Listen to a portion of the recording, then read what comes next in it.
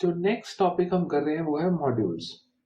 देखो मॉड्यूल्स क्या होते हैं, एक मॉड्यूल के अंदर ग्रुप ऑफ फंक्शंस होते हैं, यानी कि प्री डिफाइंड फंक्शंस को जब एक साथ रखा जाता है तो वो एक मॉड्यूल बन जाता है। ज्यादातर सेम टाइप के होते हैं, जैसे कि मैथ्स हो गया या स्टैट्स हो गया एंड सो ऑन। अभी हम उसको देख लेते हैं। ये थोड़ा सा इंपॉर्टेंट टॉपिक है, आउटपुट से रिलेटेड भी है, तो थोड़ा सा ध्यान देना।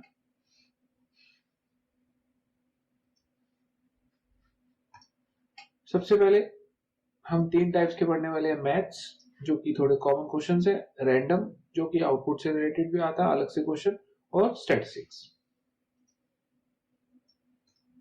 सबसे पहले जो मैंने आपको ऑलरेडी बता दिया कि इट इज एक सेकेंड, हाँ, पाइथन स्टैंडर्ड लाइब्रेरी में कुछ मॉड्यूल्स होते हैं जो क्या करते हैं, contains a collection of function definitions. जैसे आपने फंक्शंस करे हैं या अभी पहले नहीं पढ़े, फंक्शंस क्या होते हैं जो कि एक पर्टिकुलर काम करते हैं, और मॉड्यूल्स क्या होते हैं, उन फंक्शंस के ग्रुप को यानी कलेक्शन को हम मॉड्यूल कहते हैं। एक मॉड्यूल को कैसे कॉल करते हैं, इंपोर्ट कीवर्ड, यानी कि अगर आप मैथ वाला जो अभी आपने नाम देखा उसको यूज करना चाहते हो तो आपको ऐसे लिखना पड़ेगा, या रैंडम वाला है तो इंपोर्ट रैंडम, ठीक है। दूसरी चीज, जब फंक्शन को कॉल करना है तो ऐसे करना है, यानी कि सपोज करते हैं मुझे रैंडम के किसी फंक्शन को कॉल करना है तो मैं लिखूंगा रैंडम डॉट और उसका फंक्शन का नाम, जैसे पहले कॉलिंग यानी जैसे फंक्शन में कॉलिंग करते हैं, ठीक है। चलो आगे बढ़ते हैं। सबसे पहले है मैथ के अंदर ये सब फंक्शन है, जैसे कि पहले मैं इसका कलर चेंज कर लेता हूं, जैसे कि सील हो गया, फ्लोर हो गया, फैब्स हो गया, और भी है, आगे है नेक्स्ट पेज पे, ये देखो, और ये सब भी factorial, left mod, GCD, power, square root and sine. तो सबसे पहले हम इन फंक्शंस पे आ जाते हैं। मैथ का सील कैसे है, module name dot function name, और उसके बाद एक इंटीजर लेके जा रहा है या फ्लोट लेके जा रहा है, और वो करता गया है सीलिंग वैल्यू ऑफ जो भी हमने वैल्यूज पास करी। यहाँ पे एक एग्जांपल गिवन है, अगर मैथ डॉट सील 7.7 यानी -7.7 लिखा है तो उसने उसको -7 कर दिया, यानी कि जो नियरेस्ट होता है, और 10.8 को 11 कर दिया। अगर आप देखो तो -6, -7, -8, -9, 7.7 जो नंबर था उसके सबसे पास बड़ा नंबर -7 बनता है। उसी तरह 10.8 के बाद नेक्स्ट ग्रेटेस्ट 11 बनता है। सील मेन यही करता है, नेक्स्ट नंबर लाता है, और जो इसका अपोजिट है फ्लोर, वो इससे छोटा लाता है, ठीक है। इतना क्लियर है, ओके। इसको पहले रन कर लेते हैं ताकि थोड़ी सी कंफ्यूजन आपकी दूर हो जाए। चलो हमने लिया सील METH डॉट, चलो पहले मैं आपको ऐसे दिखा देता हूं।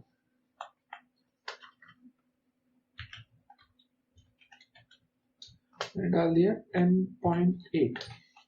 पहले तो इसका आंसर क्या आएगा, 11 नहीं आएगा, रीजन हमने कॉल कहां किया। पहला काम होता है इंपोर्ट करना,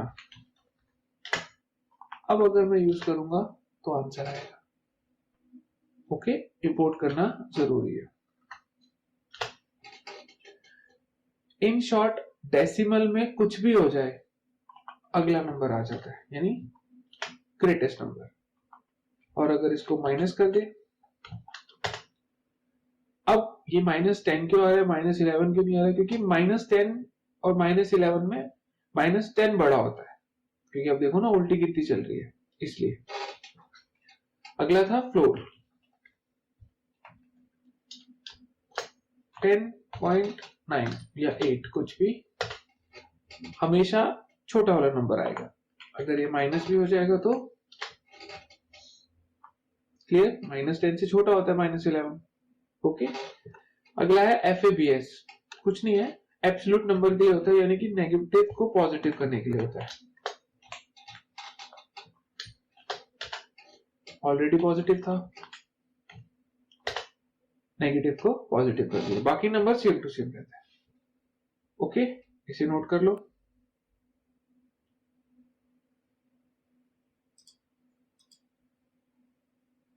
अगले फंक्शंस, पहले मैं इसको क्लियर कर लेता हूं। जो नेक्स्ट फंक्शन हमारे पास है फैक्टोरियल, आप लोगों को फैक्टोरियल पता है क्या होता है, तो इसके थ्रू हम डायरेक्ट फैक्टोरियल निकाल सकते हैं। एफ मोड x% y के लिए, एग्जाम्पल 7 को 7.7 से करा, 10 को 10 से करा, and so on. Simple maths है, मॉड्यूल है बेसिकली, मॉड का मतलब मॉड्यूल है और कुछ नहीं है, यानी रिमाइंडर के लिए। पहले इन दोनों को रन कर लेते हैं, ठीक है जी। मैथ डॉट 4 का फैक्टोरियल, आंसर आ गया 24, 5 का 25, 6 का जितने मर्जी, and so on.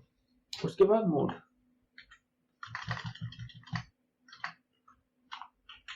Six comma 3,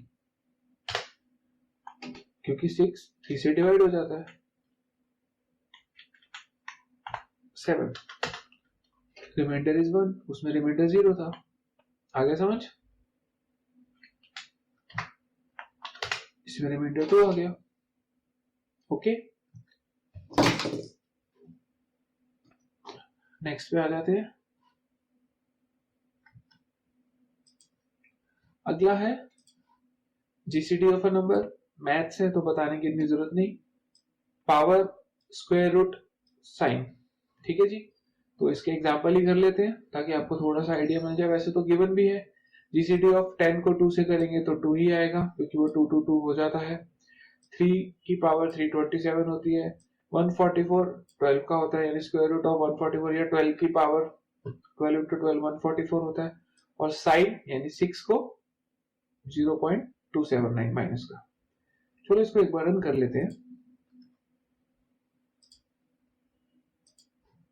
पहला जीसीडी ऑफ नंबर, करेक्ट, इसको cursor, math dot GCD, then 12,2, correct. अगर मैं इसको 11,2 कर दूं तो 1, इसको मैं 110,2 कर दूं तो 2। ओके, ग्रेटेस्ट कॉमन डिवीजन आपको तो पता ही होगा, मैथ्स के स्टूडेंट हो सब, ऑलमोस्ट सबके पास मैथ्स होगी। पावर 1 की पावर तो 1 ही होगी, 11 का 122 एंड सो ऑन, 2 का 4, स्क्वायर रूट,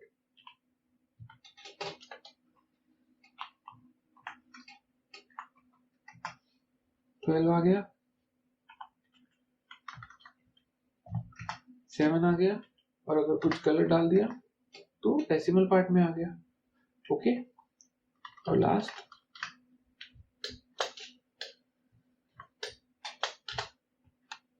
ठीक है।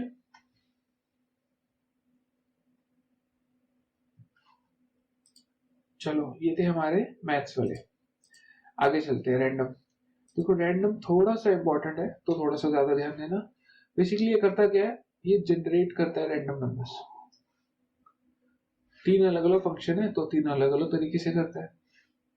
सबसे पहले अगर सिर्फ रैंडम लिखा और यहाँ पे हम कोई वैल्यू नहीं देते, उससे क्या होता है, 1 से पहले के यानी 0 to 1 मीन्स 0.99 तक कुछ भी जनरेट करके दे सकता है।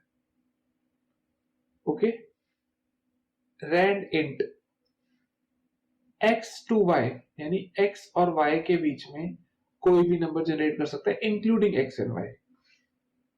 रैंड रेंज, रेंज फंक्शन हमने पढ़ा है ना, तो जो भी y होगा उससे कम, यानी 5 to 10 है तो वो 5 5 6 7 8 9 कुछ भी जनरेट कर सकता है एक्सेप्ट 10। ओके, चलो इसको एक बार रन कर लेते हैं।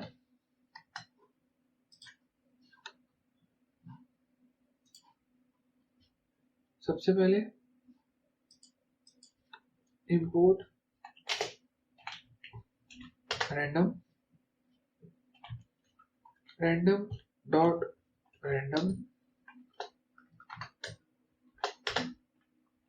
अगेन हर बार अलग नंबर आएगा। क्लियर? नेक्स्ट रैंडम इंटीजर,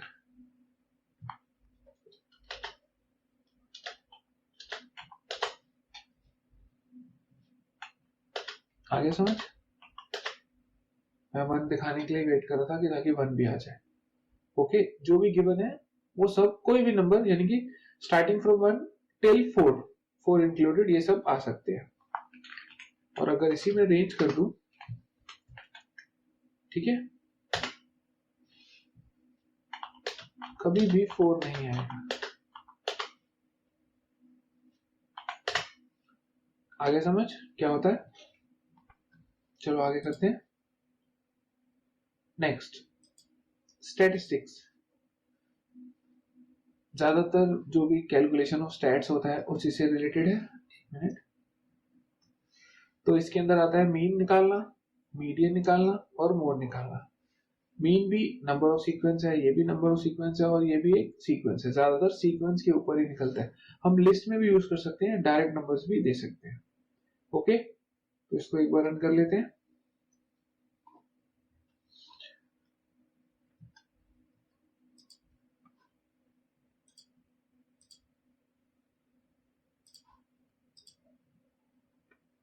सबसे पहले इंपोर्ट करेंगे,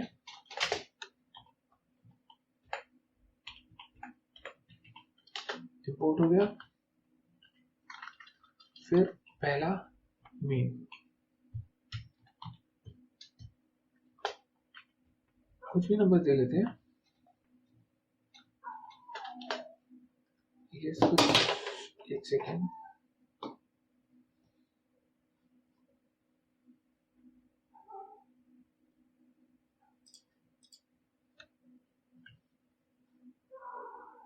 एक मिनट,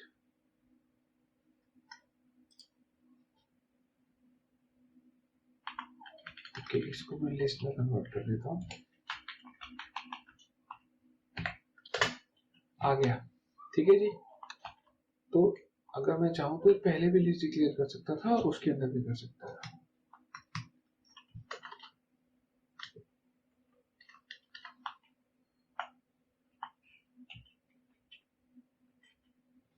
जैसे मर्जी नंबर फीड कर दो। ओके, सेम है मीडियन,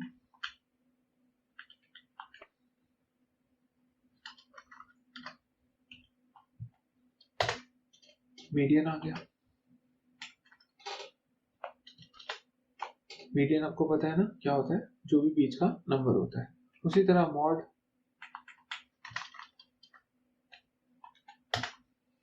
इसका मॉड 1 आ गया।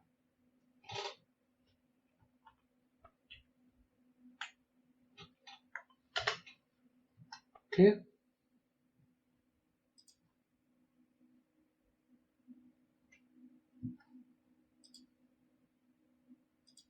अच्छा, इसको एक और तरीके से यूज कर लेते हैं।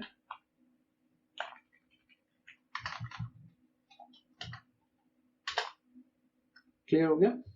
ठीक है, ये हो गया आपके फंक्शंस। इसमें एक और छोटा सा टॉपिक है, उसको भी कवर कर लेते हैं।